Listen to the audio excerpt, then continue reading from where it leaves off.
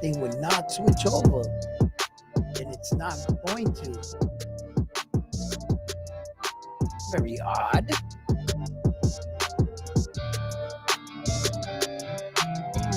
Whoa, like, why isn't that funny? Anyway, what's up, fight fans? We are back at it with another edition here at Round One Sports TV. I'm always your host, Edwin, and where the war fights start, round one. Round one. So, fight fans, we got a lot to talk about. Thank you for tuning in. Don't forget to hit that like. If you haven't already, subscribe to the channel. And like always, let's get right into this video. What's up, Frontline? How you doing, brother? Seems like we have a little bit of technical difficulty, but let's get through this video.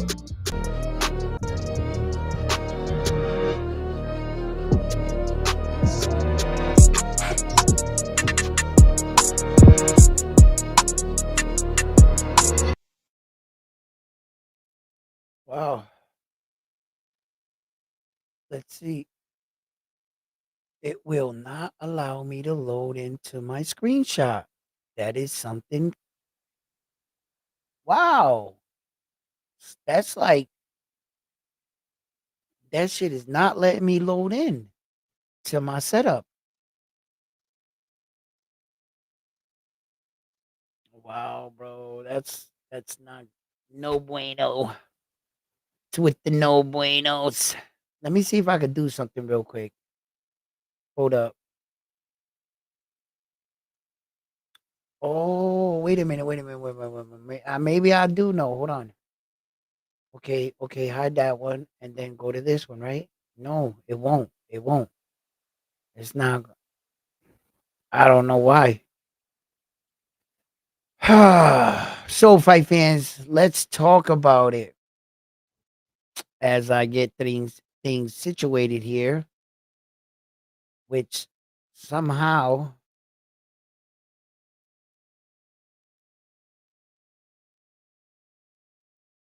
All right. Okay, so I can put that feature, right? Then I would do like that, right? Boom. There it is. Bam.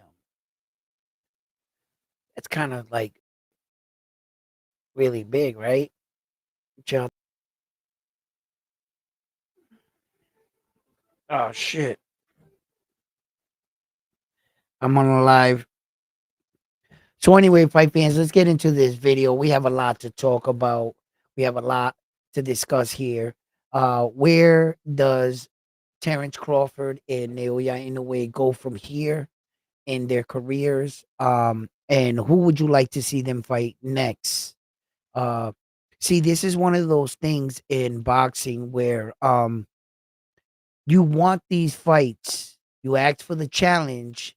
Once the fight is over and the smoke all clears, it's the what now? Where do we go now? You see, because let's talk about the elephant in the room. Although prestigious for Mr. Terrence Crawford, right? Um, although prestigious for Mr. Terrence Crawford, right? That he won all four belts in three separate weight divisions, and he's the first man to do it. Upon doing so, now we enter the morning after. Are you going to defend those belts? Are you going to defend any of the belts at 168? Once again, what many people thought that Saul Canelo Alvarez was doing was holding up the division and not getting anybody an opportunity at those belts. Is that what we're going to see from Mr. Terrence Crawford? Now, when we look back at history, the reason why we look back at history is to learn from our mistakes or to try to determine what's the next person's next move. Sometimes history can reveal to you what the person or the company or whatever is going to do next because of what they did in the past. So let's take a look at history.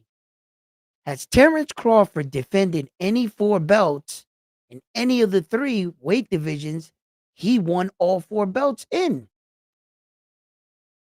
Well, let's say 2 because he just recently won in the third. But in the other 2, he never defended any of the 4 belts. He never gave anybody a shot at any of the 4 belts. In fact, they stripped him of the IBF at the 147 and gave it to Jaron Boots Ennis.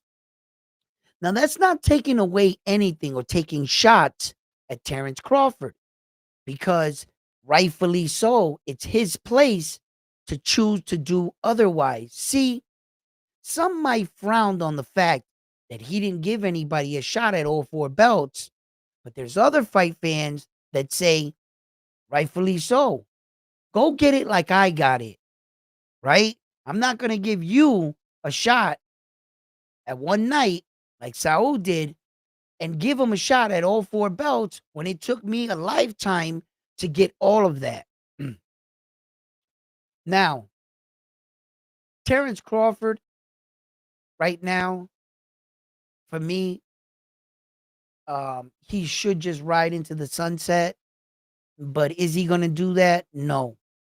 The the right thing to do right now is to capitalize on your momentum. I believe that's the right thing to do for Terrence Crawford. Don't wait too long.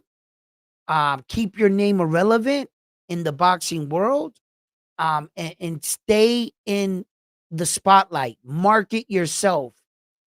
I heard some interesting things said throughout social media on TBV, in fact, and they were talking about Mr. Terrence Crawford and how he's not really presentable in the sense of being marketable as a global sensation superstar.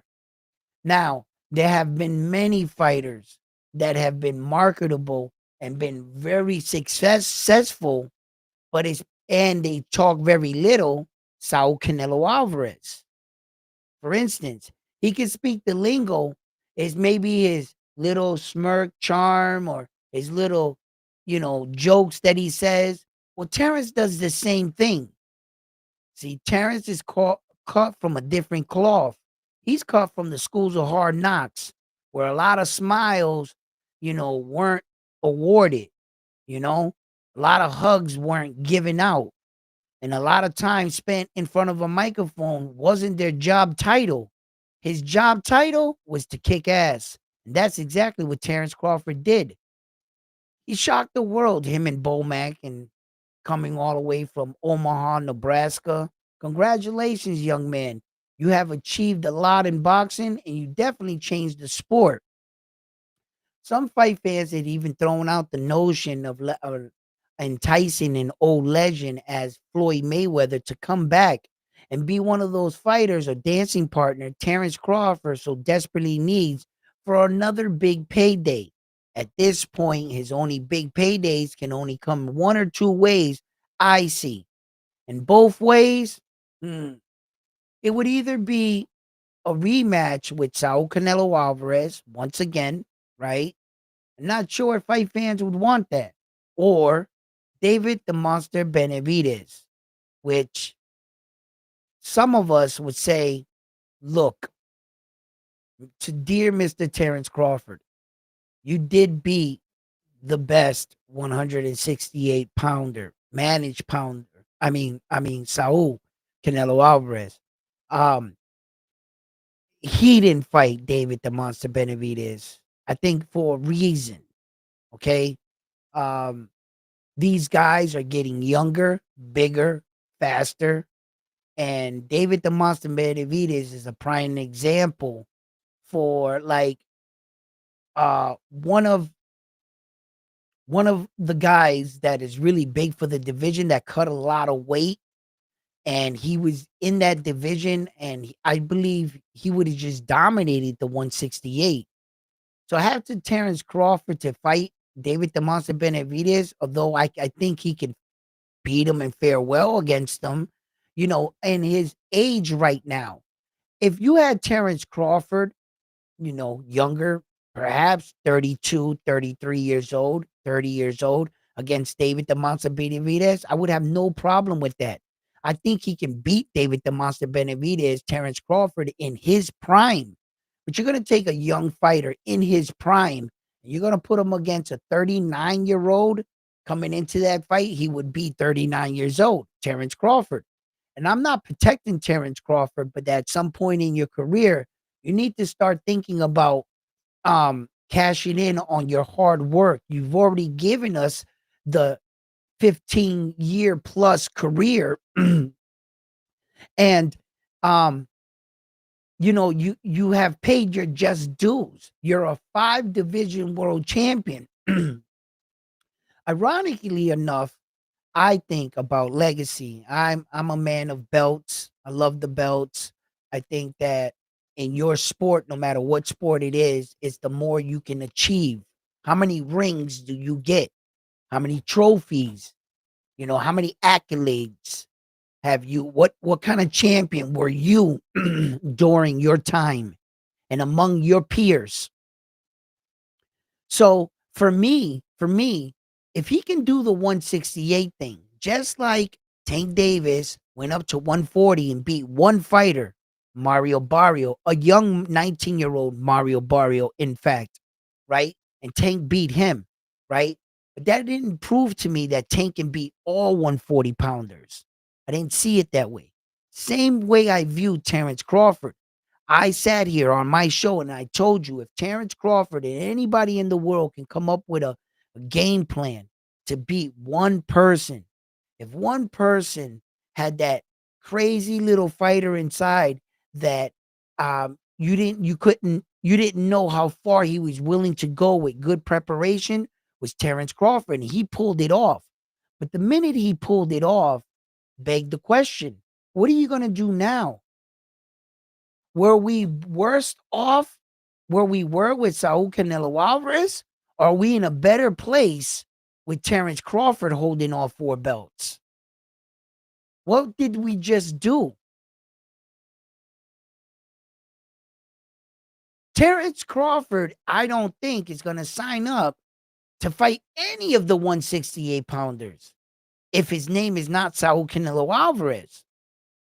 I don't really think they went that far. I think they only planned out for one night against one guy. Once you beat him, like, holy shit, we did it. Now what? Now what? Uh, I would love to see Terrence Crawford defend those belts at 168. And against who? Against who? You know? Turkey said that he wanted David the Monster Benavidez because David the Monster Benavidez was Saul Canelo Alvarez's dancing partner. The clash between David the Monster Benavidez and Saul, Turkey thinks that now it falls upon Terrence Crawford. In doing so and beating Saul, you inherited his beef. And Turkey doesn't understand boxing to the point he just understands big names and a spectacle. Remember, Turkey Al-Sheikh is the head of what in his country? Entertainment. He is the head of entertainment out there for the prince. That's what he's doing out here, entertainment. I'm not really sure he really understands matchmaking, Turkey. And all he thinks is, oh shit, here we go. Now we could have Terrence versus David the Monster Benavidez. Makes dollars and cents. Bingo. He just thinks because it flows off the tip of his tongue that it makes sense to do. Terrence Crawford is not taking that fight. And I'm not meaning that because he's not ducking them or avoiding them. It's just a stupid fight at this point in your career. It really is. It's a stupid fight. Yeah. You're going to give David the Monster Benavidez an opportunity to walk in and just take all 4 belts. If Saul Canelo Alvarez did that for you, Terrence Crawford, you see, when we go back and we look in the history books and we look up Terrence Crawford, right? And when I talk about Terrence Crawford, for all you fans that are a little sentimental, this might not be the channel for you because this is called reality boxing here at Round One Sports TV. Okay. We talk about facts, reality, and we're critical to boxers. We're never, ever downing a boxer, bias, or putting anyone down around here. When you put someone down, you have to say that that person sucks, that he's no good, that he can't beat him or do this. That's putting a fighter down. Being critical in a conversation, you can compare fighters. You can compare a fighter with another fighter and not be putting down a fighter, but that's what we call be comparing. You see? But some fans take that and hear me saying it and a little butthurt and can't take any, like, oh my God, he said something about Crawford shit. No, it's just you and your feelings, bro. And me reporting and never putting down another fighter, but pointing out things about different fighters. So let's continue. If Terrence Crawford, when we go back and we look back of how he did 3 divisions, all 4 belts. Technically, I'm gonna be public. I want to come out and say this publicly. I don't give a fuck how he did it. He did it. That's it. Right? But there's always gonna be a guy that comes out and says, right? Am I right?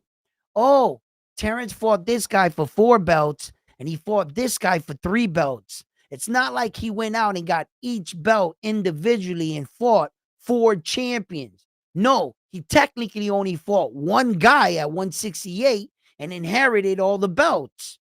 It's not a lot of hard work when you only got to beat one guy to get 5 belts because he got the Ringside Magazine as well.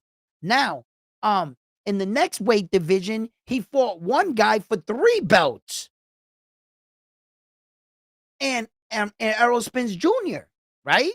So when you look at it like that, and you look at like fighters like the Japanese guy, Naoya Inoue, he goes out, he fights one guy, one guy, one guy, one guy wins all 4 belts. Comes down to the next one. He fights one guy for 2 belts, another guy for 2 belts. You see?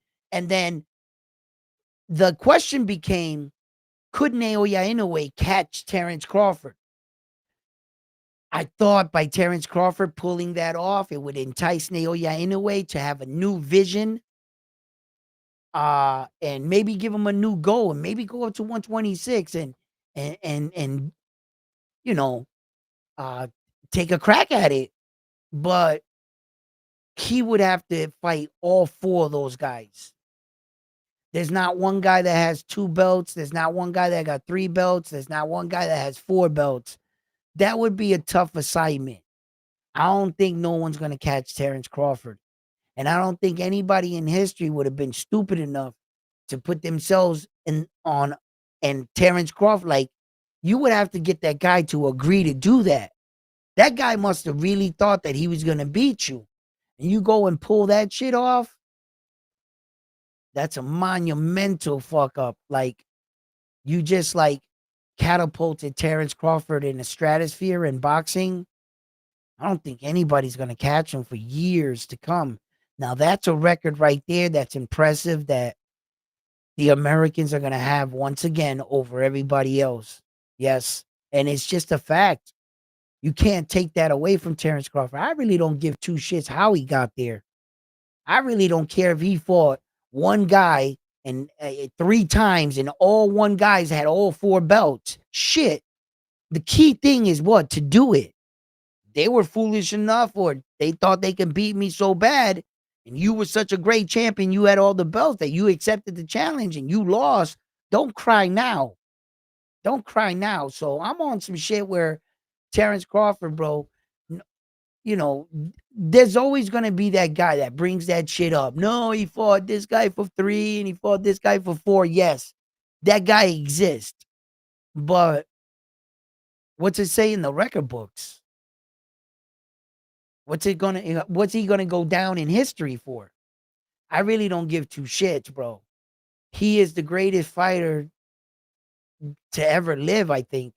Um, the argument will stand always with Floyd, but yeah, As soon as Terrence Crawford retires, he pushes Floyd out of the way. The only reason why Muhammad Ali would probably stand in the way of Mrs. Terrence Crawford, and rightfully so. Fighters like Muhammad Ali, fighters like Joe Louis, fighters like that, Terrence won't mind sharing the room with, respectfully, as long as he knows he's on top, right? Because you see, fighters like Ali did more than just box. They were they were they were an entity in their and they stood for something in their own right. You see, they were much bigger than boxing, right? Their contribution to boxing, to life, uh, the inspiration he gave to millions of little girls and boys out there, the extent of his name, where it reaches across the world. You can go to like virtually anywhere in the world. You say Muhammad Ali, they know who you're talking about. Say Terrence Crawford, they might not know who you're talking about until like the other night when he beat Canelo. You understand? Ali was he was a different he was a different figure. You see what I'm saying? And that's gonna in itself altogether. And then fighters like Joe Louis and um what's his name? He used to sleep with all the white women and shit. They like made a law about him. What's his name again? Um yeah, nah, Joe Louis was the hooker. He was just a monster. He had a credible record. He had a ill run, and then he had like a loss, and then he had like a freaking ill undefeated run again. And he was like the middleweight champion and shit. Like, but what was his name? There was just a lot of not a lot, not a lot. There were a few great men that stood aside of boxing, like Manny Pacquiao. Manny Pacquiao, he's definitely one of them. He's definitely one of them. His his yo, you say Manny Pacquiao like in any side of the fucking face of the earth, everybody knows who that man is. You know, it's something either have it, the it factor, you either have it or you don't. I don't know what to say. Um, but Terrence, he's the greatest, he's the greatest fighter to ever lace it up. He has to be. Um, the competition in the era, you know, there's gonna be a lot of guys that talk about Terrence Crawford's era and his competition, the way he got it, all this stuff. But really, really, rightfully so. If you didn't know Terrence Crawford's story, for everything he battled through, and I'm not just saying that we don't all have our own bullshit in life and shit, but yo, he was always overlooked. He really was. And like everything, look, every time it seemed like he would achieve something, somebody else would do it, man. He didn't even have time to like celebrate Terrence. And it just feels like, if you ask me, it all came together for him on one night. It really did for the young man. Um, I feel that all his hard work, everything, you know, when he thought he was gonna get the satisfaction when he did the 2 time, it didn't feel right for him. He knew it. He wanted to, like, celebrate it and be like, "Yeah, yeah," but Terrence knew something was off. Something was off, and sure enough, another dude did it and another dude did it, right? But this one right here, oh, oh, I think you could take a deep breath, young man.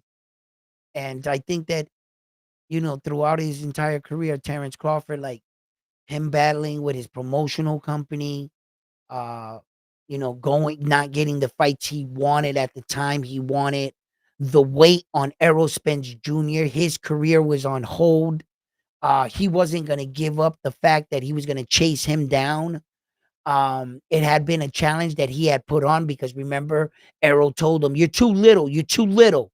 You 140, I'm 147, blah, blah, blah. You too small, blah, blah. And Terrence like, who you calling small? Like, and Terrence set his sights on him. And when Terrence had his sights on Saul, you could see Terrence got it done.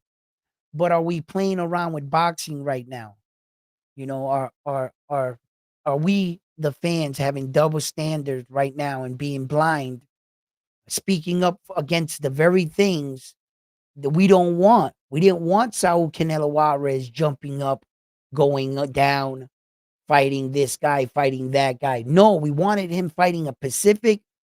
There was a group of fighters we wanted him to fight, and he fought everybody else but them. Then you got guys winning belts that had no intention on defending the belts. Did Terrence Crawford defend that belt at 154 that he fought against Ismail Makhachev? And he's technically the champion and still holding up two divisions now, the 154 and 168. What is Terrence doing? Because it's Terrence Crawford, now we're going to turn the other cheek? And it's like, man, I don't want to shit on homeboy but we're constantly saying, well, then drop the belt if you don't want to fight this guy. If you're not going to do this, then drop the belt and go up to the other weight division. Drop the belts. And then when here we go, we have a fighter that does exactly that. Naoya Inoue won all four belts 30 days after he knocked out Paul Butler. He vacated all the belts. Here, you guys, I don't want to hold up your guys' career. Not a day or a minute later, have at it. I know what it's like to chase these belts. I'm going to go to 122. Naoya Inoue, you don't have to vacate the belts. You can go up and fight Stephen Kubo Fulton. If you lose, you still have all the belts at 118. Looked at that dude. Fuck you think you talking to? I'm a damn champion. I ain't losing shit. Take your belts, give them back to everybody else. I'm going that way. And I'm about to knock out Stephen Kubo Fulton. They said, yeah, right. What happened? What happened? Rest is history. We know. So when you achieve things, it's fucked up that sometimes people question your awards. Are they diluted? How much weight do they have? How much value is in what you're selling? We've seen time and time again where you can set up or dress up a champion and he's marketable, right? And they use that guy to be a champion, right? In the beginning, I don't want to like act like I'm taking shots here, but I'm just being critical once again. I can be critical to a fighter. Rolly Romero. Do you feel like he wasn't given or shown a little favoritism throughout his career to put him in position to become what? A world champion. He's a three-time WBA, according to the books right now, right? What?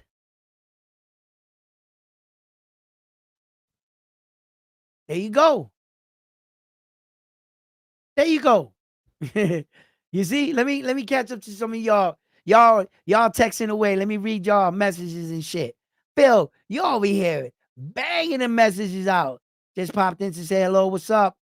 Okay, Phil, where's that?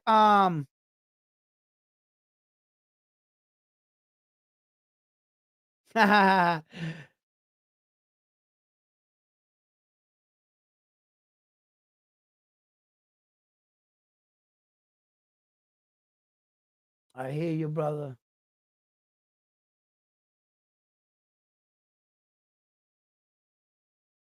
Yo, Ed Hearn gotta eat it. Listen, no, no, no, no. Ed Hearn, all of them, they were like, he gonna whoop.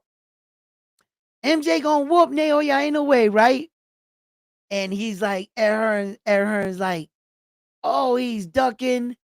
Um, and look, I thought too that MJ was going to be a dangerous foe, right? And rightfully so. I was right. I was right. He was a dangerous guy, so much so that Naoya Inoue sat back with his team, came up with a game plan, and executed it to perfection because of the respect they had for MJ and his style of fighting. Okay. It forced Naoya Inoue to look within himself. Now, when you have a fighter so powerful, so skilled, and on a remarkable knockout ratio in title fights, he would have had 12 straight knockouts in world title fights had Naoya Inoue tried to listen to himself. But he chose otherwise. Naoya Inoue chose to believe in his team, believe in preparation, believe in the system. And he took it and he said to himself, no matter what position I'm in the fight, I'm going to execute the game plan my dad laid out for me.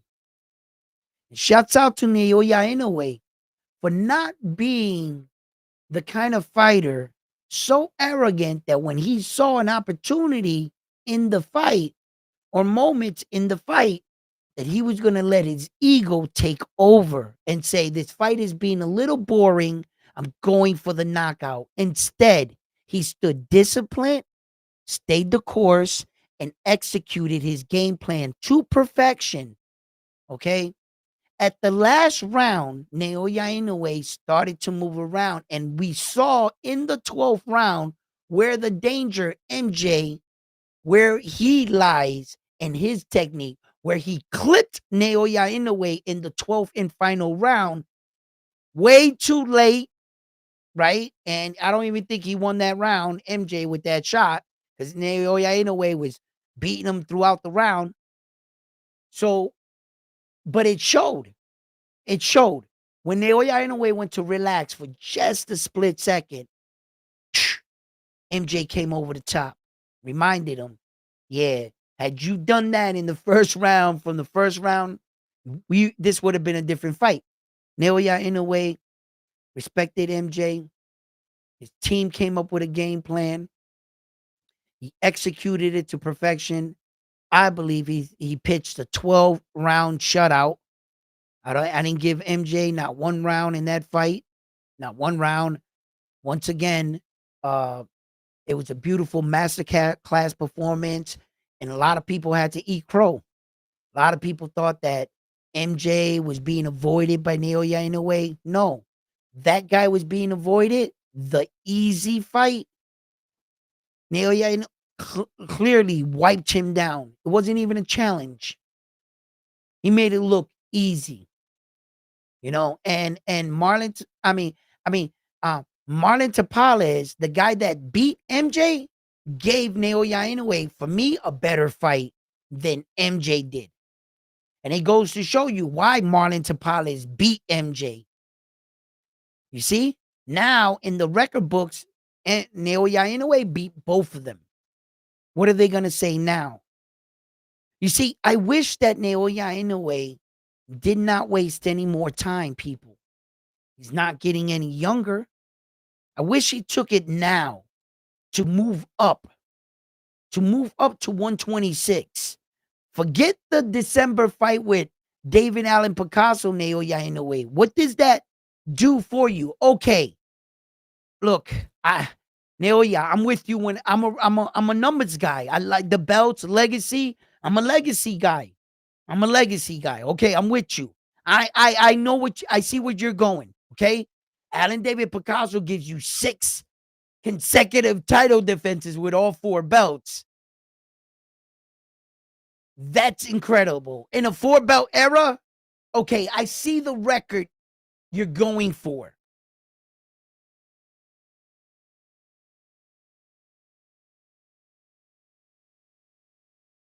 Okay. All right.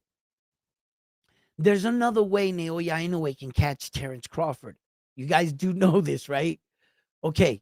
He doesn't technically have to get all 4 belts in 3 separate weight divisions to See, because there's awards you could put against other awards, but you got to have a big award. You see, the reason why Mayweather stood on top for a long time, no one had 23, 26 world champions. You could even put against that with the 5 divisions. See, Mayweather had shit to back up his credentials. That's what made him so powerful as a champion. Wasn't really the 50-0. That was just a little thing on the side here. And the fact that he was undefeated and he never been knocked down, and it just adds to the fire. Those are just little wood chips adding to the fire of his legacy. So there's another way Naoya Inoue can catch Terence Crawford. You see, when you talk about guys that are multi divisions, you got one guy in one weight division that had 27 world title defenses. 27 world title defenses? Damn. Yeah, you could put that up against 3 divisions. You got 3 divisions, but you never defended any of your belts in 3 of the divisions. In fact, you didn't defend it. Yeah, none of them. Yeah, you're a 3 division, but he got 27 title defenses. You see what I'm saying? There's other ways to catch them. So Terence Crawford might get 3 division all 4 bouts, but if Naoya the Monster Inoue can put together a string of title defenses on all 4 belts in a 4-belt era where no one's going to catch him, say he puts together 10 title defenses on all 4 of those belts, 10. Bam! Yeah, you can put that against 3. Yeah, that's 4 belts 10 times. 4? No. It depends how Terence ends this. Does he defend them? Does he? Because, okay, guys. So, where is the double standards in boxing? Where that we all know it's one thing to become a world champion, but it's another thing to complete the ritual. Meaning, win the belt, then defend it. Among champions, you're a real champion.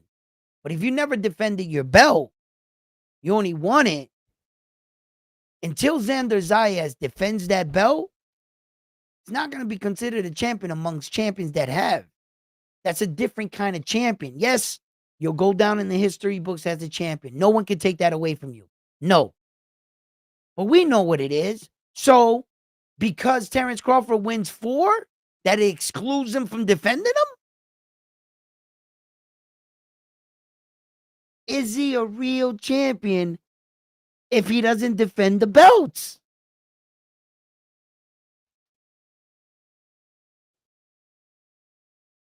And if this dude keeps putting up these title defenses on them 4 belts,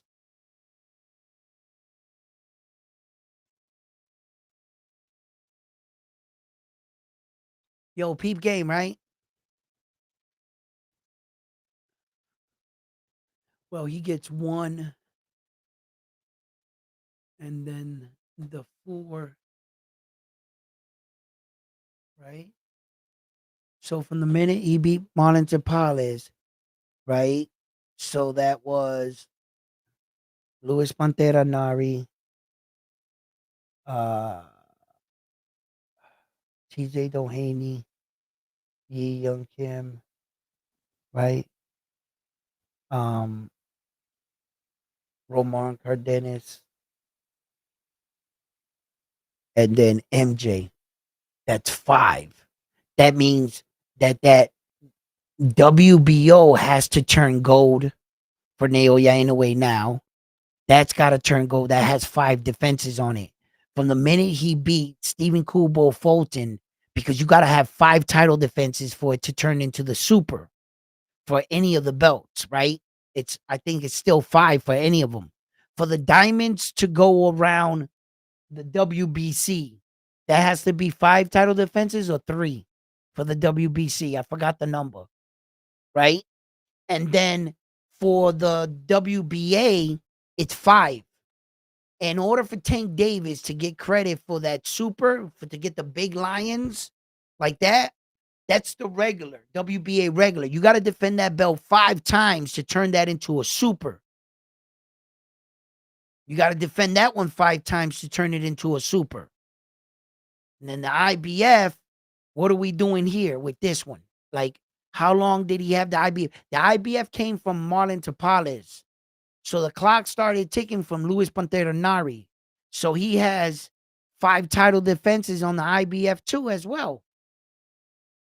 Yeah. The ones he has the most in, because he has 6 title defenses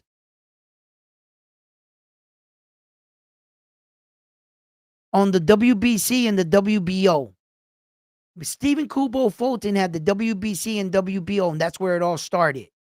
From the second he won the WBC and WBO, when he went into the fight with Marlon Tapales, that's actually a title defense on the WBC and WBO, because he's putting them on a line against his 2. So he won, so he gets credit for the title defense for the WBC, WBO. Then he acquired the IBF and the WBA. You see? And then the clock starts ticking in his next fight for all 4, and it goes like that. So I'm interested to see what his belts look like when he comes out the next time out, Naoya Inoue, in December. Those belts got to look amazing. I hope he sends in for everything, and he's the type of champion that keeps up with tradition. Some champions could care less. They don't even send the belt in for the plaques and shit. They just like whatever. But the organization informs you, and they send you these things, and you could either send in the belt and put it on, or put it on yourself. And I love when the champions they upgrade their belts, and you can see it, and that's all their hard work.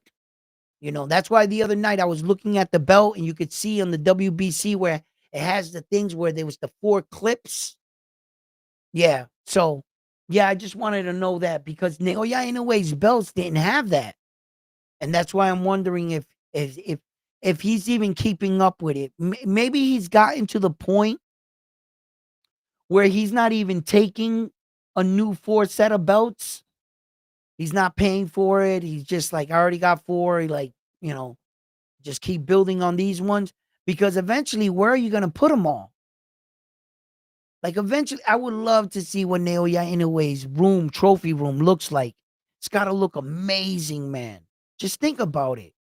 Every time you win the 4 belts, they're supposed to give you another 4 belts. So that's 420. That's 20 belts, bro. Fuck out.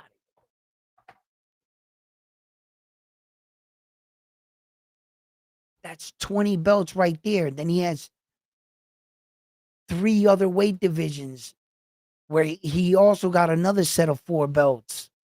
And he got belts in other weight divisions. Yo, his trophy room must look ridiculous. Bro, you can give a belt to like all your cousins and relatives and still have a room full of belts. Yo, I would keep every one of them. Fuck that. And every now and then it would be like on one day out of the year that no matter what, I gotta wear all of them. I would figure out a way. I get a designer to make like straps to like link them without tearing into my belts or putting any holes into them. Learn how to make a fucking mechanism and make it like this thing that just drapes me in all my glory. You know what I mean? And then like, I don't know, I just might walk around and slap people. I don't know what I'll do that day. Yo, that would be amazing, bro. I would have to do some shit like that. I don't know. What do these fighters do when they get all those belts like that? What do you do? When you're that kind of fighter. What does Terrence Crawford do? You guys see that ring? Oh my God, that fucking ring was badass. WBC made that ring. Look how powerful they are. The WBC.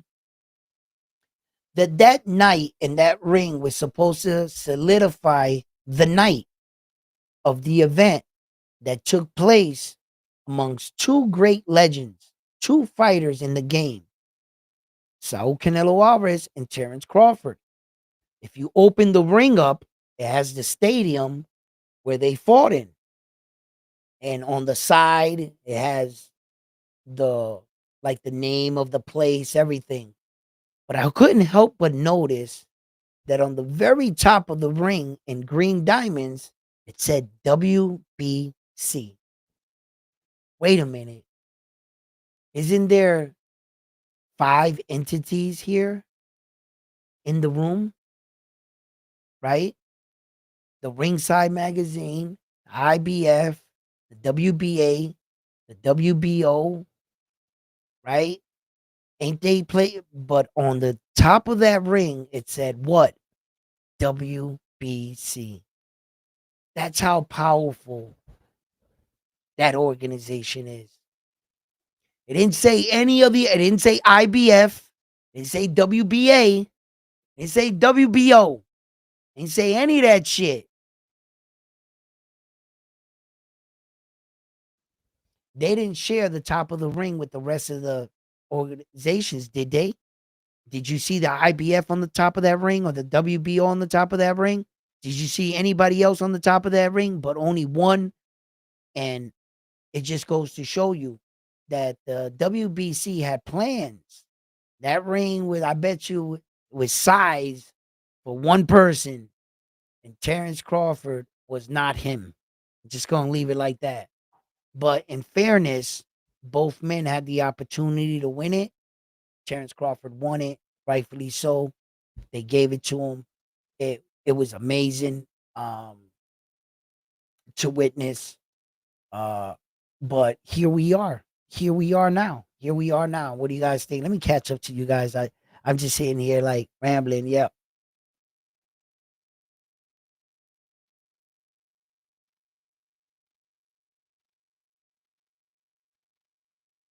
What up, Mark?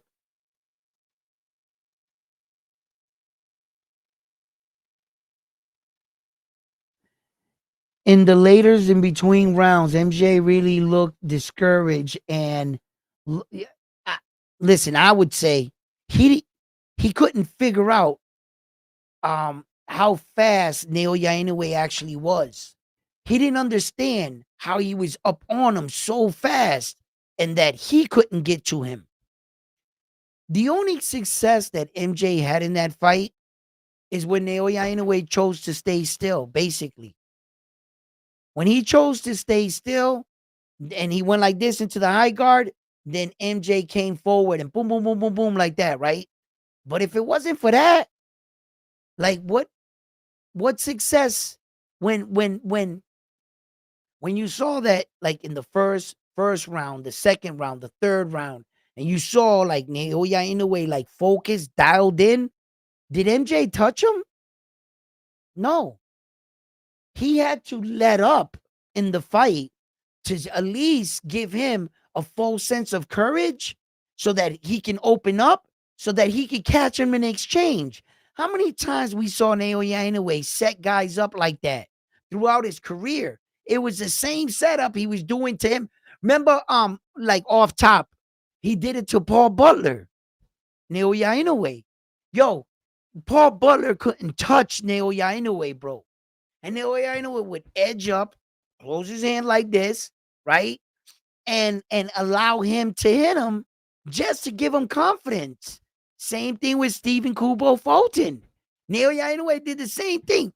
When he was done teaching him and spanking him and telling him, you're not a better fighter than me, you're not a better boxer than me, and he took Scooter to school, when he was done proving his point, it seemed like he was like, all right, I'm going to have to let you hit me to see if you can get in. And bro, he set him up.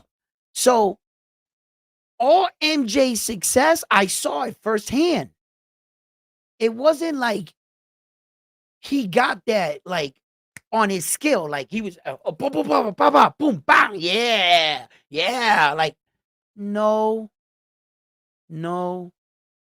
Naoya Inoue was like and stood there and then hopped around and then hopped into him and landed in front of him like that. And then MJ was like, oh, you're there. Boom, boom, boom, boom, boom. Bro, but MJ was very aware, very alert. He felt those punches. He knew if he messed up. See, Naoya Inoue got like he has a different selection of punches. He has a different selection of power. Roman Cardenas talked about it. Roman Cardenas said, oh no, it wasn't his power. It was his volume of punching. No shit, Sherlock. Right? He didn't hit you with the shot he hit Yi Young Kim with because you wouldn't stay still and you were a dangerous hooker. So what he chose to do was let off power and reintegrate speed and volume. So he didn't hit you with the boom, boom, boom, the 1-2-2, right? He didn't hit you with that, right? That's that knockout shit, right? He hit you with the 1, 2, 5, 6, 7, 8, 9, 10, 11. Hey, hey, ha, ha, ha, hey, ha, ha. Yeah, you know what I'm saying? He went hopscotching on your ass. He was just dropping combinations, 7, 8-piece combinations. He took away the power. And he decided to club you to death. Medium power, speed, and volume. Yeah, he didn't hit you with his because you got his respect, Ramon Cardenas. You were dangerous.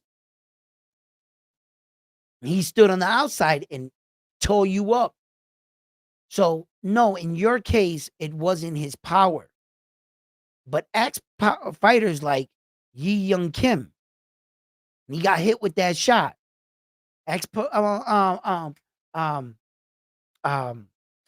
What's his name?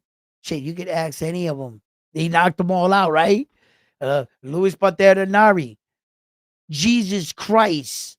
Luis Pantera Nari is a tough man.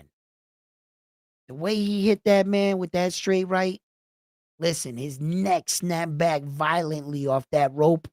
He just like slid down and his mouthpiece just like it just dribbled out of his mouth. And he tried to catch it and he looked at it. He was in La La Land. Luis Pantera Nari in that moment was revisiting a childhood memory. And it was like, no, that's my Tonka truck. Like, no. And like, no, he done knocked him into like, he was like 6 years old. Yo, that was brutal. Yeah, that's power. That's power. That's Naoya Inoue hitting you with its power. It's a difference. It's a difference.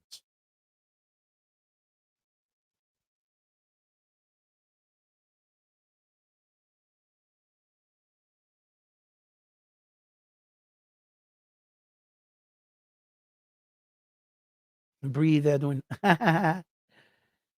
I'm already all the way down. I scrolled all the way down to your messages. I couldn't read all them all the way up. I know tonight I'm gonna have to sit back and read them all. Mark, what's up, Naoya? Absolutely humiliated and shut down MJ.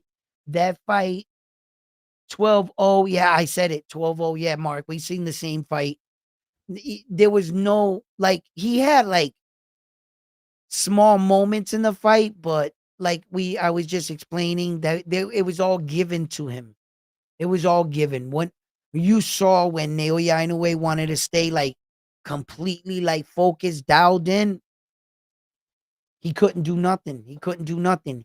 It must be frustrating to know that he can hit you, but you can't hit him.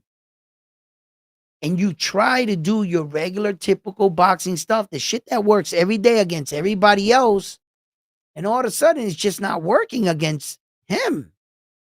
He's got like cat-like reflexes, man, and he darts in and out so fast. In his first step, I heard like countless and countless reporters, fighters, coaches all talk about Naoya Inoue's first step. They say it's dangerous. Legend, what's up? The problem with Naoya is similar to Tank, he needs his Joe Frazier opponent, which means a good dancing partner. I can't say that for Tank Davis. I'm sorry. He had all great dancing partners. He just didn't choose to dance. Naoya Inoue doesn't have his Joe Frazier. We thought his Joe Frazier was going to be Stephen Kubo Fulton, and he wiped him down. That was another shutout. Stephen didn't win one round. So when we thought that Terrence Crawford, his Joe Frazier was going to be Errol Spence Jr., it was a one-sided event. We didn't get Hagler Hearns. We got fucking Floyd Mayweather Gotti. That's what you got. You got Mayweather Gotti with Errol Spence and Terrence Crawford. So you need that dancing partner. Naoya Inoue doesn't have that dancing partner, but Tank Davis, I understand what you were where you were going with that, and I respect that. But Tank Davis had too many dancing partners all around him, and he chose one, Ryan Garcia. You had Loma, Tio, Devin Haney. You got Shakur right there. There's too many. You just didn't want to share the floor. Tank was greedy. He didn't feel no one else was his equal, and he didn't want to give them the opportunity to cash in on him. His head was too big, and he's going to put himself in a corner where now he's going to need them. You know how Errol Spence Jr. took that personal against one-time Keith Thurman, and he vowed never to fight him, and he's not fighting him. Right? At once upon a time, these guys needed Tank. Tank didn't want to share the dancing floor with them. Might come a time where they might say, you know what, Tank, come around, yo. You know, Tank's on Skid Row. No one coming to his fights. Hey, yo, Devin. Yo, come out. Let me talk to you, Devin. Hey, yo. Maybe me and you, we can get that fight we always wanted. Huh? Devin's all up in there in his glory. Yeah, Tank. You know, why don't you just call my people tomorrow? But right now, yeah, I'll talk to you tomorrow, Tank. All right, Devin. All right. You know what I mean? Like, he might need him. Tank's putting himself in a bad situation, man. He really is. He gonna get that casual money with Jake Paul. But when he come back home to where he belongs, I don't think he's gonna be welcomed with open arms. I think Tank Davis wasted a lot of our times. There were a lot of us fans that traveled for you, Tank. We fought traffic. We made arrangements. We flew in on planes.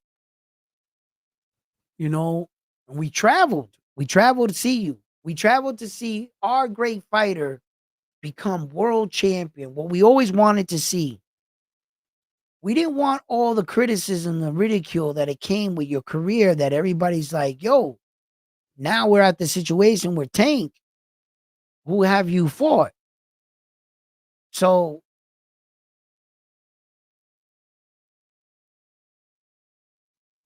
the athlete needs to remember, okay, cool, athlete, blood, sweat, and tears, you did all of this. We weren't in the gym with you. But as a responsibility as an athlete, your fans pay for your car. Your fans are the ones that come out to see you and pay to see for your fights. Your fans are your biggest supporters. And with that, it generates revenue for you. I believe you do owe some things to your fans in appreciation for what your fans have given to you. How your fans supported your career and have changed your life. Please give back to your fans. The ones that are saying they believe in you, shut all these people up, Tank, and prove to them you're the best. And I think that that's at least what he can do for the fans. At least fight one of them top dudes, man. And now what? Shakur and Teofimo Lopez are supposed to fight? Or he's turning down that money once again? Or he's not turning it down? No, he's taking it. Tio's all over the place. But Shakur Stevenson is right there. He's always been there. Teal's always been there too, but he's been slightly ahead of you in size. And I don't know what Tank Davis is gonna do because Loma now is gone. Uh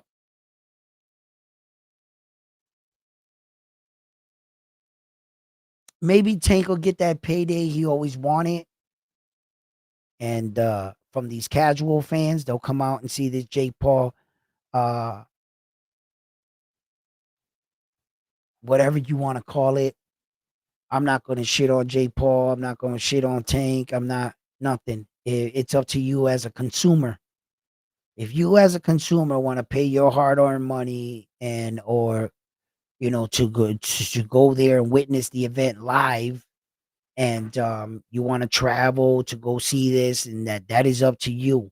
I'm not here to shit on the event and to discourage any man's pockets. I'm if they can pull this off, then by all means go get it. I'm not going to be a hater. Nope. I don't like it. If you ask me about it, the fight, I don't like this fight with Tank Davis and Jake Paul. I don't like none of that shit. But if you do, then go ahead. More power to you. Um, I'll probably tune in to watch it from my house. I wouldn't travel to go see it. I'm not buying a front row ticket or any ticket for that matter to go there to watch that. I'm just not doing it. It's not something that interests me.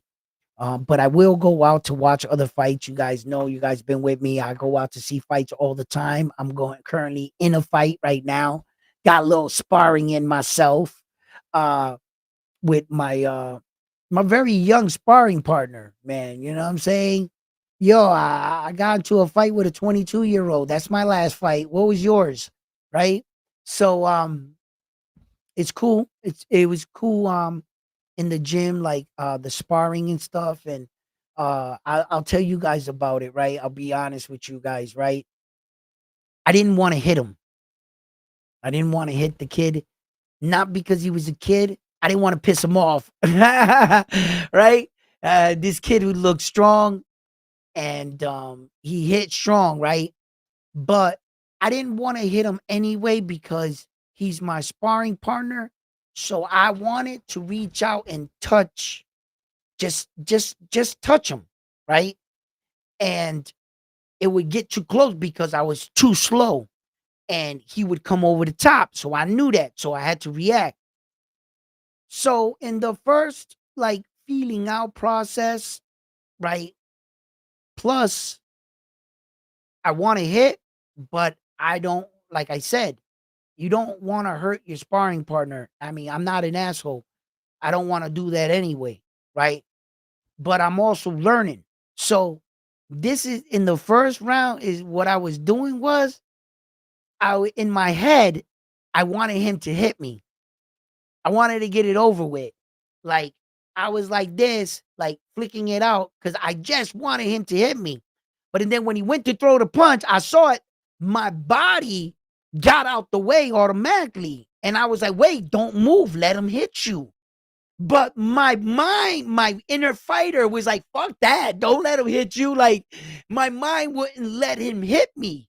It kind of like went against what like because I just wanted to stay there and be like, okay, hit me like that. So I did that a few times. Like I came off the ropes and I went like that. Baba, he went through. We exchanged in one, and I was slow as hell in the exchange, giving him like a good window just to clip me, man. I wanted to get it over with. Like I wanted to feel like whether or not can I take a punch. And I took a punch. Boom. The camera actually didn't catch it. He was coming forward. He hit me with a clean shot. Boom. And I was like, woo. And when I looked like that, I was like, okay, I'm still here. I'm good. I got my wits about myself. I was like, okay, good. Then the second round, I thought I was gonna get my get, and the coach yells, "No, you guys got to walk through. Just get in each other's face, throw like this. No speed, no power." So we did that, two, right? So I'm all amped off the shot I got hit, bang, right? It's like so I'm like, okay, now I'm gonna hit him. This in the third round, I'm gonna hit him. So I went out in third, right? I'm out there, I was right? And I'm like, bam, I hit him. This motherfucker gets, and he starts, boom, boom, boom. He starts letting go, and I could feel these punches like, pew, pew, pew. And I'm like, ah. So I tied up with him. So I don't know. I got this fighter that he's inside. I know what I just did. I just pissed off this young fighter, right? So when we clinch up, I let him go. Instead of me like backing up, I rush over to him again and I want to hit him again, right? So he comes forward, boom, boom, boom, and he hits me. Yo, my fucking headgear went crank like that, right? So I was like, yeah, I was like, eso, right? So, but his shots, like when you getting punched and shit, that shit drains you, bro. So like I've gotten to a point in my it's good to go through this because now I can believe in my training. I know where I'm at. I feel where I'm at in sparring. Now it's just time to get better, you know? Uh now it's like okay, like even the nerves in the gym when they told me I was sparring yesterday. Like I went in, I thought I was just going to go train and he's like, "Hey, put on the mask, we're going to spar." Like your number got called. And I'm just like, fuck. I'm like, so like I'm sitting there and I'm looking down and I know the dude I'm gonna spar. He's right there. He sees me. Hey, how you doing? Like it went across the ring, the gym, like I'm talking like a pail. Anyway, around the ring, around the gym because I looked to the left and the kid was like, "Hey, take out your earrings when you spar." How the hell do you know I'm sparring? Like he knew, like everybody knew, right? Yo, Rob was gonna get it in, right? So, and if you look at the footage, everybody's trying to pretend like they're still working out. They're hitting the bag, but they're looking at us in the ring. They're like this. They're like that, right? Look in the background. Look at the kid. They're like this, right, right. So it was nerve wracking too, like knowing, oh shit, I'm about to go in there and fight again, like with rules and shit. Like this guy didn't do anything to me. I'm not mad at him.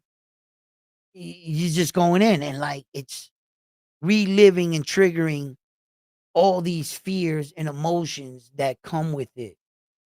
Uh you might think you're ready to do something and then it sneaks up on you. And when it sneaks up on you and it's quiet, it kind of takes you off guard and you got to go through it, you know? And it's just all learning curves and shit. Yeah, man.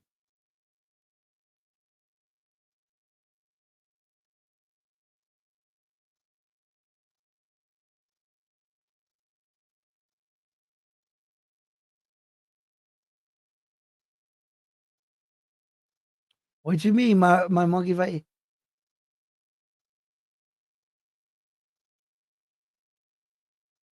What have I done, Edwin? Nah, I'm fighting on Border Wars. You don't know that? Yeah, I'm fighting in Atlanta, Georgia. Atlanta, Georgia, November 8th. As we get closer to the fights, my opponent's OC the boss. Everybody know about this shit. So I'm gonna be fighting in a Masters sanctioned boxing association. It'll be a 3-round scheduled fight and with headgear and shit like that. And so I'm gonna be fighting OC the boss, and that'll be November 8th in Atlanta, Georgia. And it'll be televised on YouTube. It's gonna be streaming on YouTube. Everybody's gonna be able to watch me fight. That's why I did it too, because I thought I would never have a televised fight. Where I could look back and watch a fight. I don't care, amateur fight, whatever. At this age, I'm not going pro. This was the best thing for an old fighter like myself could ever ask for. And it also challenges me.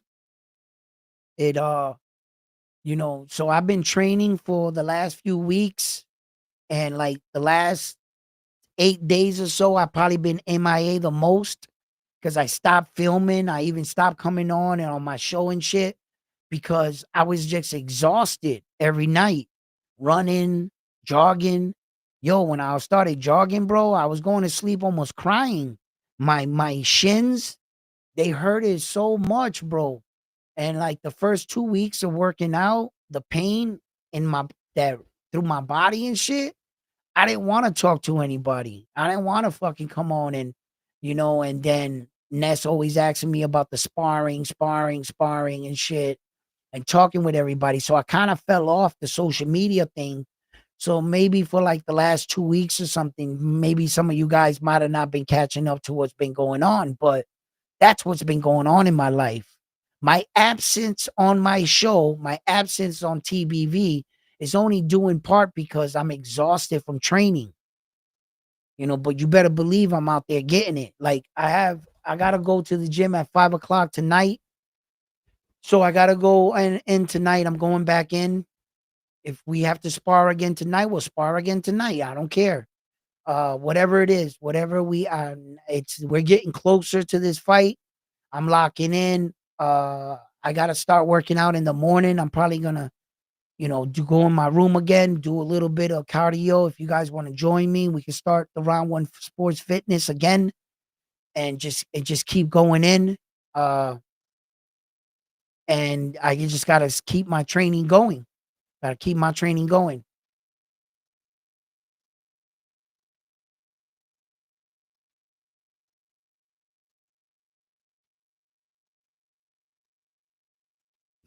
A wash, you got 3 years on me. UK versus the US. I fight the winner. Yeah. Ah, yo, that would be awesome. But I don't know. I might be one and done. This shit is no joke, man. I don't know how old you are. You say I got 3 years on you. I'm 51.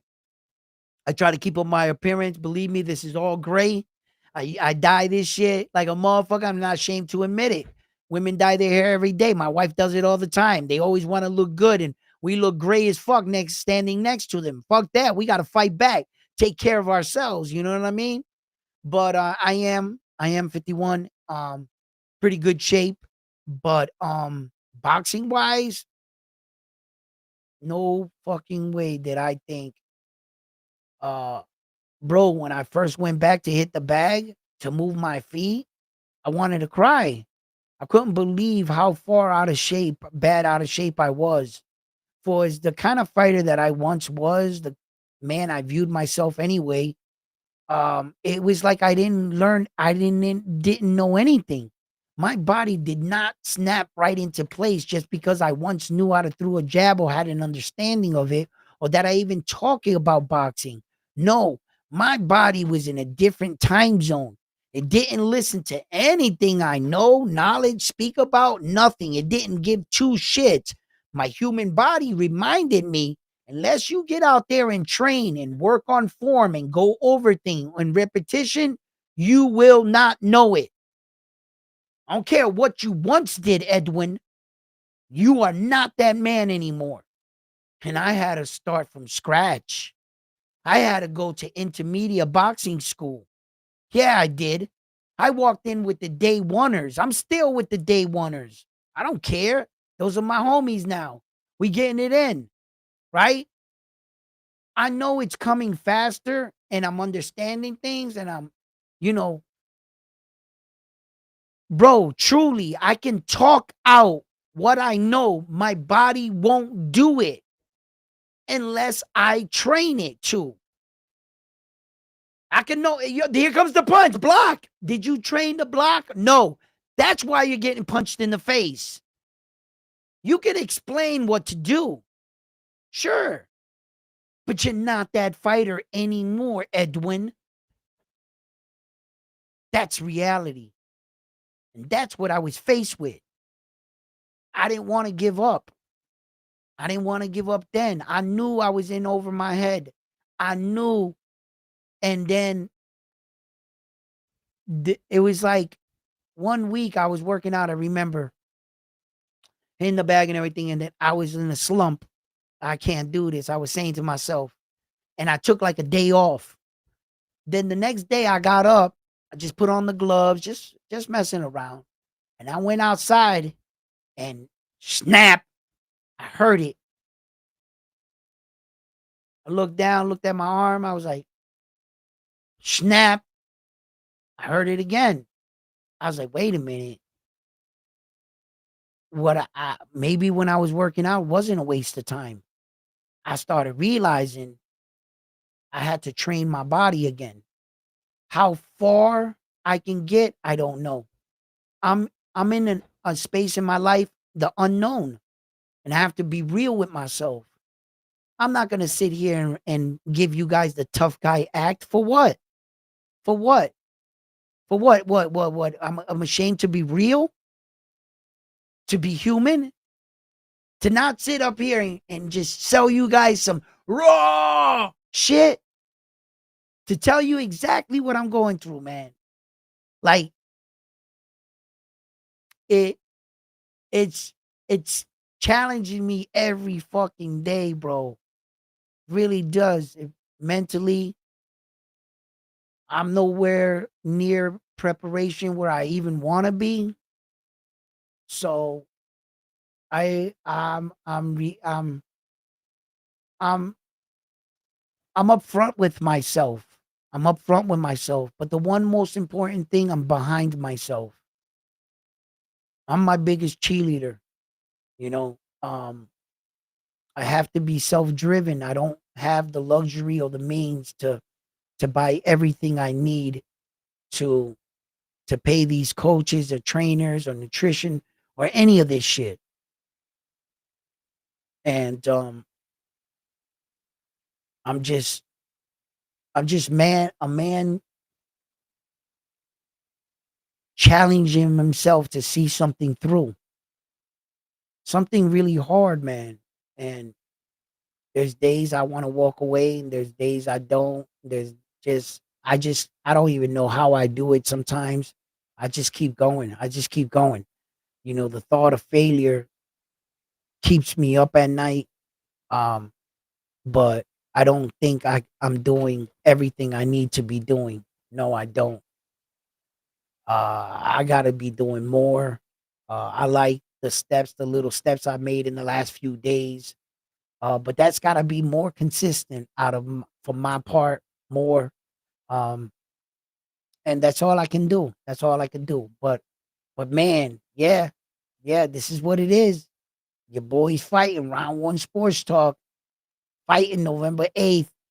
So hopefully my opponent doesn't chicken out and he shows up because he might have seen all that speed and agility on that sparring. You know what I'm saying? That it might have freaked him out. He might have packed up last night and left town. I don't know.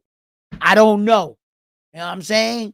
You know, but I didn't think I showed too much and I didn't think I did too much in the video. That's why I released that particular video for a reason because I was like, I barely did anything in the video. Yeah, that's the one I'm putting out.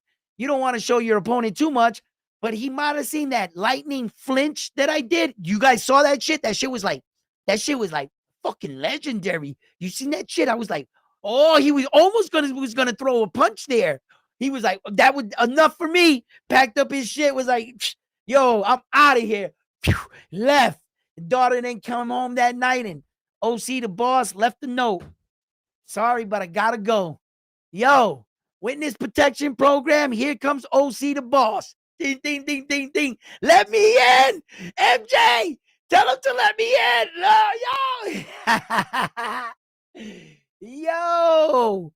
I'm serious, bro. He might have saw that flinch, you know. He was like, oh shit, that shit was nasty, bro. You know what I'm saying? Like, that's why I put out that video right there because you don't want to show too much.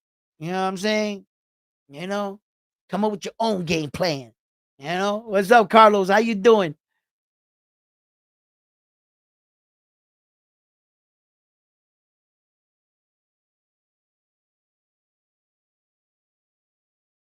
Damn, Phil, you're a sucker. Listen, if I hope my legs and fucking my feet fucking they're starting to move. Uh, Now I don't got them all the way like in sync. Like my legs. I'm noticing my stance in my video because I was like looking my video over, trying to like correct my movement and my stance, my knees. I got to get them pointed in the right direction.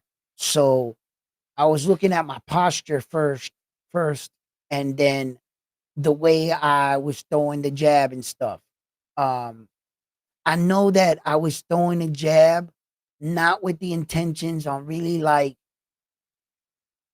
because it's weird. Like sparring is a little weird because like I really don't want to hit this kid. I really don't want to hit him. I just want to touch him, right? So it's a different approach. You know what I mean? With my jab, I probably with the fight in the fight, you're gonna probably see a different fighter. You're gonna see a different. I'm gonna fight a lot different on fight night than I do in sparring. I always have. That's just me. Um, but yeah, it's just watching my form. So I'm gonna definitely like work on that. I got to. I know my mouth. I heard you. I seen it. I read it. I read it. I just didn't say it. Now you had to text it, Phil, and be like mouth, and then laugh, and then we be good, and don't pull back. Yo, listen. Am I southpaw? No, I'm not a southpaw. I'm a righty. I'm orthodox. Yeah, orthodox fighter.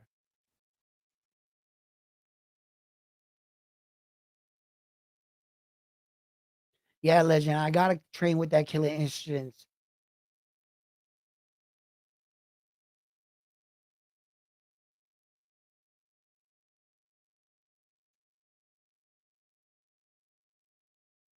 Yeah, I gotta cut down on my diet too, man. Um, that that's just with everything, man, in life. Like I move with surprisingly good for a big guy my size, like with a back like my size and shit, right? And I'm bigger than what I think I am. Yeah, I'm bigger than what I think I am because when I went to get in the ring with that kid yesterday, he in my head he was a lot bigger than me, right? He's 6'1", like he's like 6'1", like 6 feet, like that, right?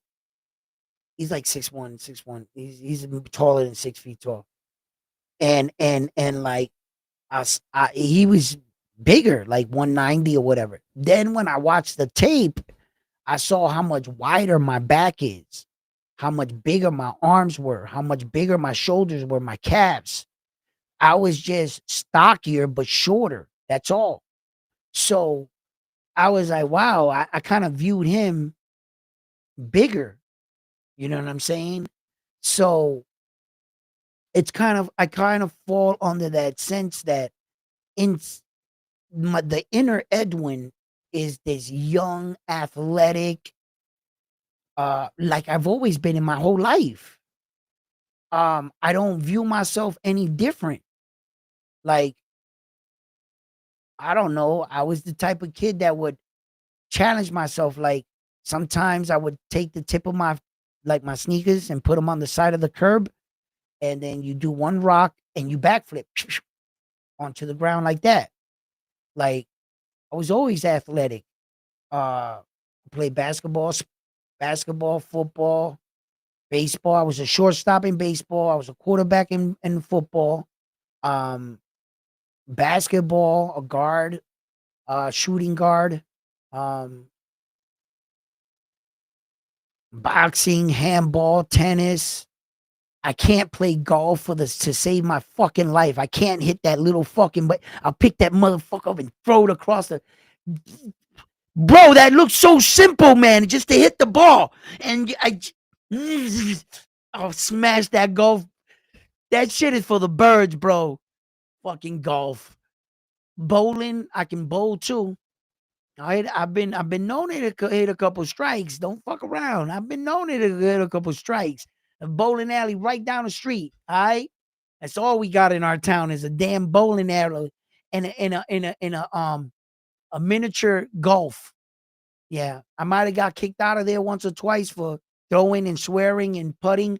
Those are all lies. Okay, that's not me. That's not my picture on the. Anyway, nothing to see here. No, I didn't get kicked out. I'm making that up. But to hit the. Oh man, that shit is terrible. Who invented that shit? Right? Uh, racquetball. I've played darts. I could throw darts. Good. Fucking man, I'm just anything, bro. Athletic, bro. At shit. At fucking doesn't even have to be athletic. Chess, checkers, shit like that. I play it all, do all that kind of shit. But I was always into everything. Classic move. Happy Gilmore.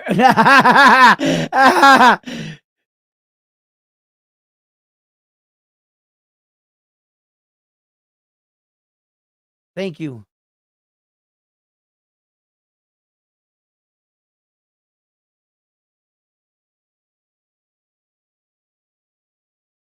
You sucker.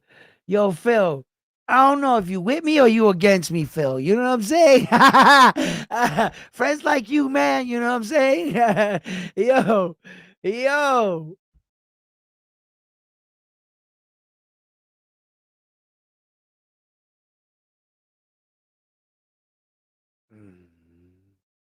Poll.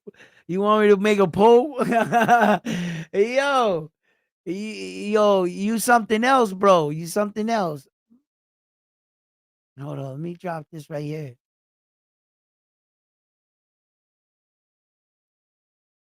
You something else.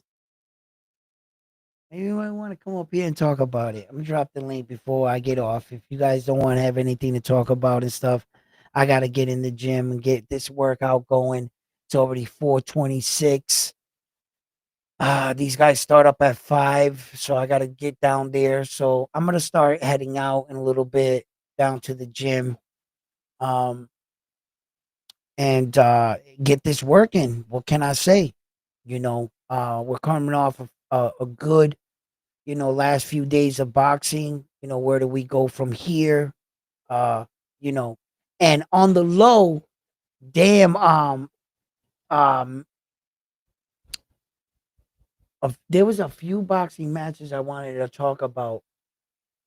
There was a couple, and I know my boy's gonna come up and bring it up because I haven't been around, and I know a couple of you guys been wanting to come at me and talk to me about a few matches here and there, but I know you guys are cheering me on and stuff too, and respectfully understand what I'm going through and what I haven't been on a regular schedule. It's because of all this training stuff, and I do have to get it in when I can, with also juggling my family life, with my wife, giving her her time, and my daughter too as well, and even my little dog. I got to give him his time and walk him. So I just have a lot of responsibilities and things to do at the house too as well. um, Remarkably, my doctor just called me and they wanted me to go in. I didn't go in yesterday. My wife's all mad. She's like, they wanted to call you. I don't know, whatever. So I gotta go see them.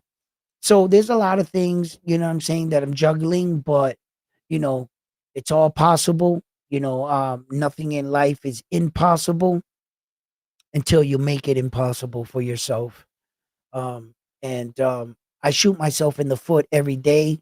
I just choose to take the bullet out and heal up the wound, and let's have at it the next day. So oh shit. Oh, my man's right here. Hold on. Carlito. Hold up, What's up, man? It's been a while. Carlos. Wait, you didn't hear me. What's up, man? It's been a while. Man, it's been a while, baby. Locked in here doing this training, you Yeah, I'm know. glad that you're doing good, man. I'm sorry that I was missing in action. No, I'll it's all tell you the right. truth, man. Just, life. Yeah, September has been a crazy month, not only for me, for the whole world, yeah, you know. yeah.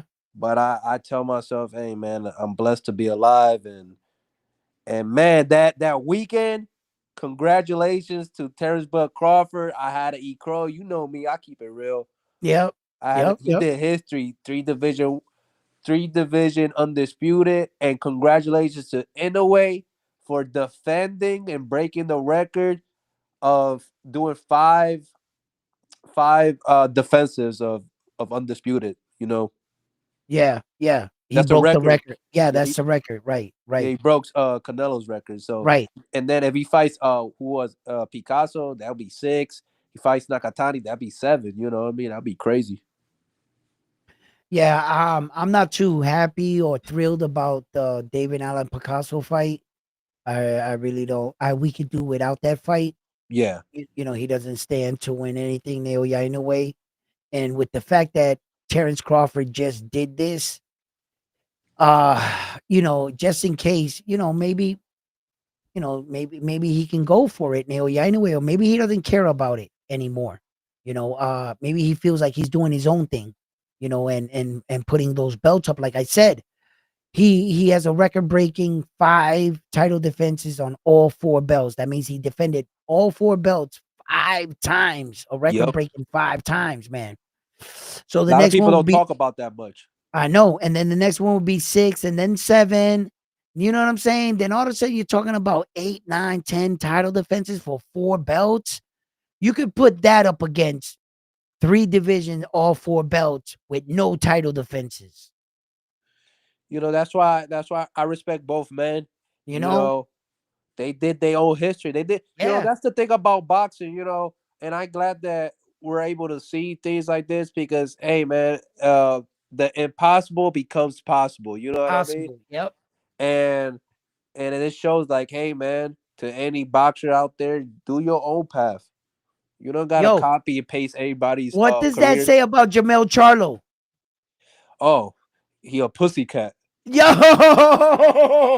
yo, what, you didn't train hard enough? You didn't take so, like, really serious? You came in round like that? So you just decided to eat because you didn't look like Terrence Crawford. No, he not no Terrence Crawford. It's just, bro, Terrence Crawford is cut from a different cloth. You know what I mean? This dude can be undisputed in 5 divisions if he wants to: 54, 60, 68, 140, and 147. That's how great he is. You know what I mean? Like, I respect Canelo. I'm a Canelo fan, of course, so I Mhm. lost. But like, Yeah. I can't be blinded to someone's greatness. You know what I mean? These are two great fighters, and they put it on the line for us. You know what I mean? We win as boxing fans. Yeah. Was he saying here, Phil, here? Well, who is this? 26 consecutive defenses. 5 weight divisions is the current 5 weight division, and 26 title defenses total. Consecutive defensive. Well, the only person that has 26 title consecutive is Naoya the Monster anyway. And Naoya the Monster anyway only has 4 weight divisions. Terrence Crawford just passed him with 5. So Naoya Inoue would have to move up to 126 to get 5 weight divisions. Which He is current possible. Yeah, it's very possible. The only person that can catch Terry Crawford at this point is Naoya Inoue. Usyk can't catch him. He Yeah, can't go up he anymore. maxed out. He maxed out. Yeah, and he can't go back down to cruiserweight to win a belt. You already did that. So he can't catch Terrence Crawford. The only man, and then see Naoya the Monster Inoue, he would need somebody up there to get 2 or 3 belts to make it a little bit easier for him. Yeah, if he could do it one by one, it's It's gonna be that's a long road. But I think 26 is cooking. You know what I mean? Stephon Fulton, he moved out the division. He's gonna fight Oshaki Foster at I think he 130. might beat O'Shaughnessy Foster, to tell you the truth. Hey man, if he beats Oshaki, wouldn't that make him a 3 division world champion? Absolutely, it will make him 3 division world champion, and it also will prove that Naoya Inoue is him. Yep. It makes his resume age like wine. You know what I mean? It Yeah, doesn't age because like milk. right, because what you're saying is it took the greatest fighter in the world to beat me. Had it not been for Naoya the Monster Inoue, I don't lose, and I'm a 3 division world champion, and I still would have been undefeated, and that would have been Scooter, Stephen Kubo Fulton. Yeah, Phil says he skipped one division, though, from One what, tw- skipped 108. from 108, he skipped 112, and he jumped to 115. He's currently in his fifth weight division at 122. Naoya Inoue. He is in his fifth weight division, but he only has titles in 4. I was gonna tell you something. If he moves up to 126, he'll be in his 6 weight division, but he only have titles in 5 if he was successful. Go ahead. What you were gonna say? I know you're not gonna like this, Go ahead. Go but ahead. maybe you do like this. You lucky, man. Anyways, lucky. I think I'm hearing a rumor that there's possibility that uh that Rafael Espinosa is gonna move up to 130. Oh well, then he's not. Then that's not a rumor that I would dislike or like. He It just makes the division easier though. well For for 126. yeah, well then Espinoza can save himself an ass whooping and leave the division before the storm comes up. Because I don't know what that tall motherfucker at 6'1", where the fuck is he gonna hide his torso from the Naoya, the body snatcher Inoue? Hey man, That tall you ass dude, how's he gonna hide? That's a huge ass target torso. Naoya Inoue is gonna light his listen, body up like a Christmas tree. but in a way, when 12 with MJ, you know, he He not went he not knocking these guys out. Oh, stop it. He went 12 with MJ because his father and his trainer and them said, bro, you got knocked down your last fight. You got knocked out in the Luis Pantera Nari fight, and we let you do your thing. And then Roman Cardenas, you went in there overextending something you never do, headhunting, looking for the knockout, Yeah, Naoya Inoue. When you don't do that and you got dropped and sat on your ass, now as a punishment, you're going to have to abandon your knockout streak and show us your back focus. And a man so skilled, so powerful, can he could be full of himself. And for him to agree to say, you know what? I'm not going to look for the knockout. I'll agree, Dad. I yeah. will go 12 rounds. And he That's boxed saying beautifully. beautifully. He Yeah, proved he can also execute a game plan. And it's not about pride. It's what's best for the brand, best for the team, and for you, son. And Naoya Inoue took that and took his pride out of it of wanting to, because as a knockout puncher, we all fall in love with the knockout because it becomes easy to us. They don't pay us for overtime. Let me go in there, knock this guy out because I can. And you go in there looking for the knockout and get dropped. So that's important that I saw that Naoya Inoue can execute that. So I don't take nothing from this. You know how they say, don't read too much into this fight because that's not how this fighter is. You go ahead. Go yeah, ahead if you want to. yeah. And the reason why I say that possibly Rafael Espinosa will possibly move up because I forgot that Mexican that fought who beat Pitufo Diaz.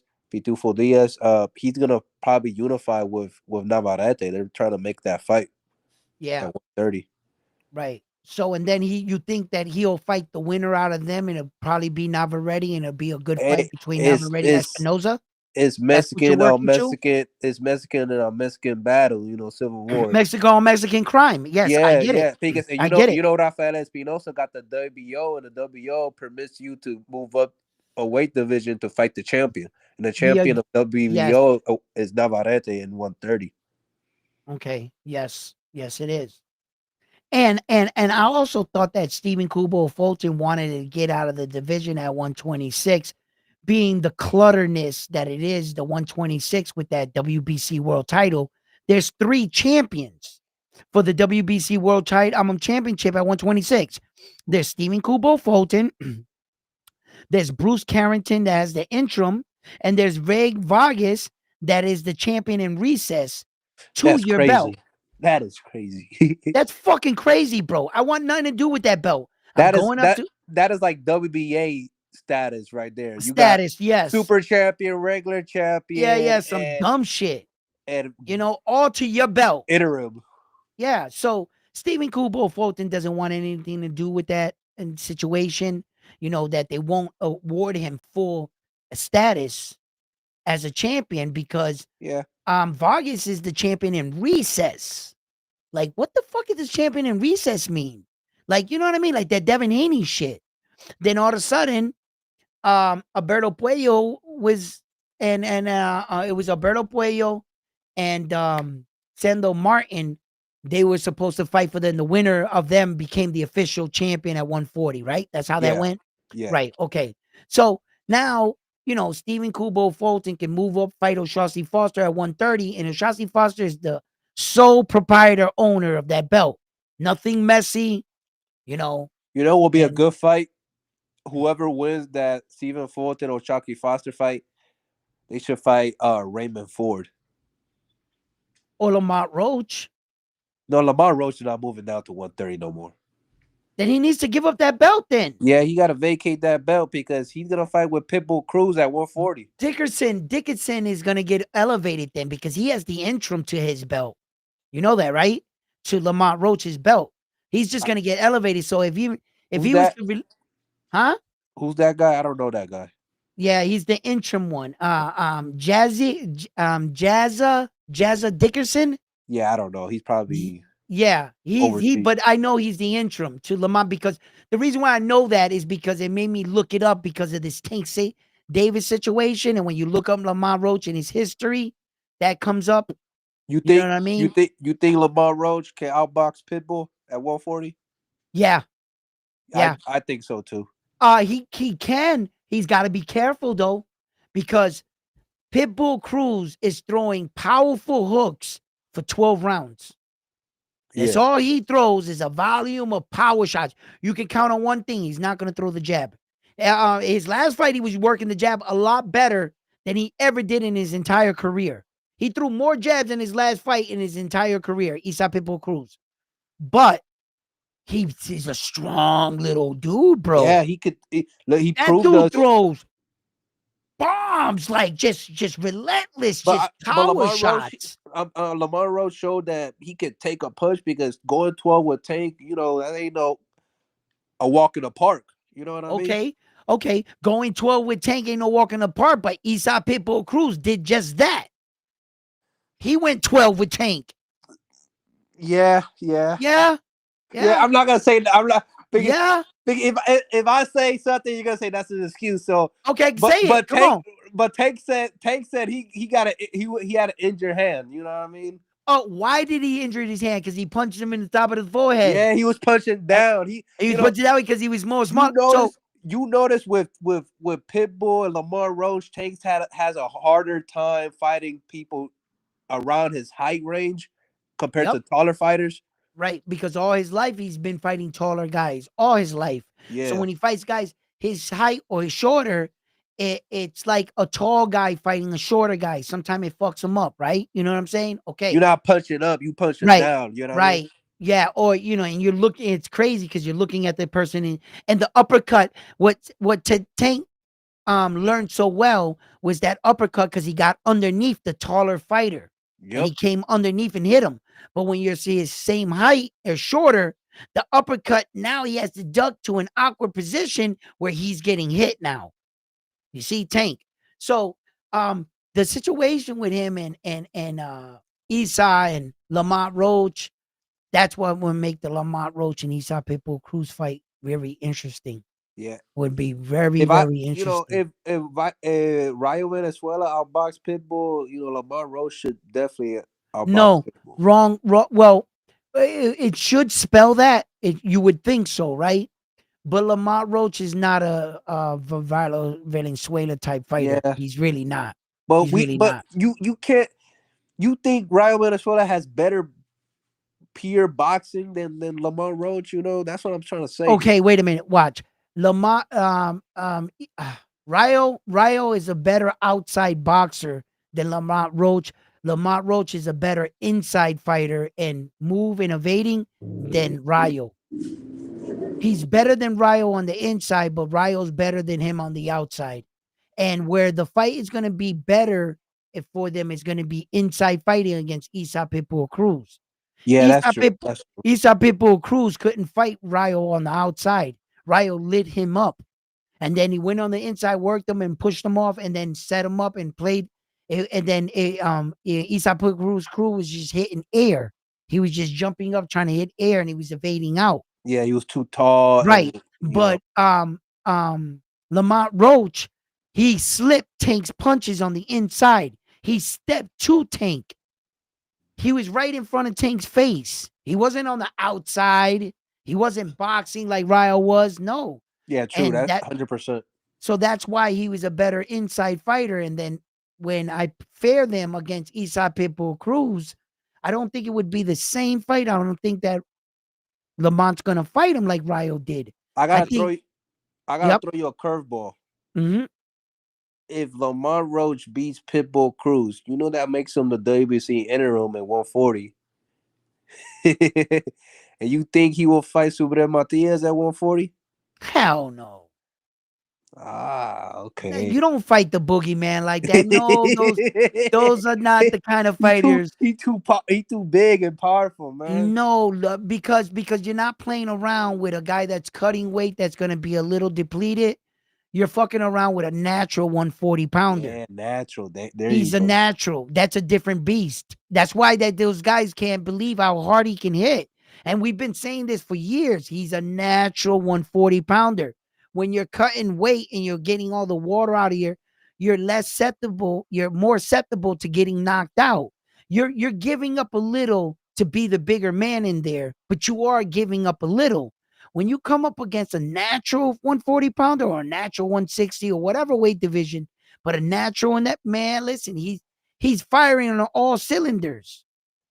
Yeah, He's highly he's deplenished everything. No. yeah. It's a difference. Well, it's been great talking with you, round one. I think Yeah, you absolutely, busy. brother. I think you busy. I think you got to train. You got, Yes. bro. You Yes. got a lot of stuff. I got a lot of stuff to do too. But Yes. hey, man, you know I always got you in my mind, and I always try to keep up Absolutely, with these brother. videos. Thank you Voy for a stopping ti. by. Mete Gracias, candela, pai. metete en bow. You already know, Yo, man. ya tú sabes, papi. Yo, ahí mismito se lo voy a dejar ahí, mira, ahí. Oh You man, know what it's I gonna mean? be a For all the round one supporters, toma, llévate ese. You know what I'm saying? You know, puñeta. Yeah, but I'll that's what leave you it is. to Se it, acabó man. el abuso. All God right, bless you and baby. your family, man. Much All right. love. Much love to you and yours. Peace. Thank you. Hey, guys. So thank you for tuning in, stopping by, joining the show. Don't forget to hit them like buttons for me on my way out. I got some training to go do. So, yeah, Keyshawn missed weight against De Los Santos. And it was nasty work. Yeah, man. We all saw that unfold. Young man Keyshawn, he's been laying low. Top rank. Uncle Bob gave him the cold shoulder. He's out on a limb right now. It could seem bad right now, Keyshawn Davis, but believe me, thank God, thank the gods, you're in a blood sport, Mr. Keyshawn Davis. I guarantee you, my man, you come out, your next performance, you bring the fans blood, you bring them the knockout. They'll love you again. Keep your head up, Keyshawn Davis. You'll be back. We all mess up. We all deserve a second chance. And I believe that you deserve a second chance, young man. Keep going forward. I got your back. I support you. You're good for the sport, Keyshawn. Don't let these guys prove you wrong. Don't let them say, we told you so. Show them you could change everything around. So, people, always believe in yourselves, bet on yourselves. And when your back is against the wall, you don't always have to lash out. You don't always have to um show them your aggression. Think things logically. Sometimes you do. That was one way of approaching it. There's another way of dealing with it. That's one way of dealing with something. There's another way of dealing with something. It's up to you to pick and choose your battles and your fights. Fight fans, I love you guys. I must go train. I got to win this fight against OC the Boss, November 8th, Border Awards, Atlanta, Georgia. I'll be there. Tune in. Watch me. win this fight and bring the gold home for us here at Round One Sports TV. And I'm out. Peace.